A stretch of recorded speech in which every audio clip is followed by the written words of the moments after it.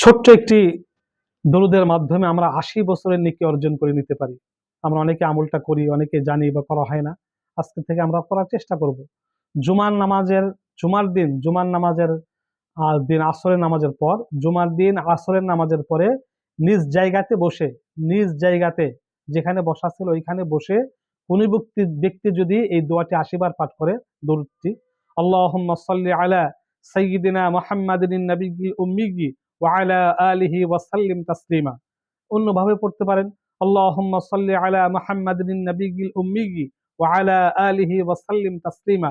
এই দরুদটি যদি 80 বার পাঠ করে, আল্লাহ পাক রব্বুল আলামিন তার 80 বছরের গুনাহ মাফ করে দিবেন। 80 বছর ইবাদতের সওয়াব তার আমলনামায় জমা করে দিবেন এবং 80 বার আল্লাহ রাসূলের কাছে তার জন্য সালাম, তার নাম চলে যাবে। আল্লাহু আকবার!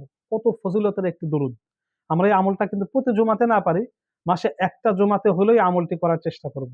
জুমার দিন আসরের নামাজের পরে নিজ মুসাল্লাতে অর্থাৎ নিজ জায়গাতে, মসজিদে হোক বাসায় হোক, নিজ জায়গাতে বসে এই দরুদটি আমরা 80 বার পাঠ করব।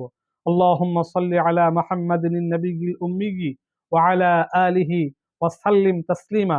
80 বার গুনে গুনে পাঠ করব। তাহলে আল্লাহ পাক আমাদের 80 বছরের গুনাহ মাফ করে দিবেন।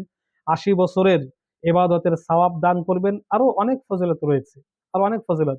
সবচেয়ে বড় কথা, 80 বার আল্লাহ রাসূলের কাছে আপনার নাম চলে যাবে। আল্লাহ রাসূল আপনার নাম শুনবেন, আপনার জন্য দোয়া করবেন, আপনাকে মারহাবা জানাবেন। এর চাইতে ফজিলত আর কি হতে পারে? তা আমরা জুমার দিন মাসে একবার হলেও আমরা আসরের নামাজের পরে এই আমলটি করার চেষ্টা করব। সহজ আমল, কিন্তু কত নেকি! সহজ আমলে কত নেকি! এজন্য আমরা অবশ্যই আমলটি করার চেষ্টা করব। আমিন।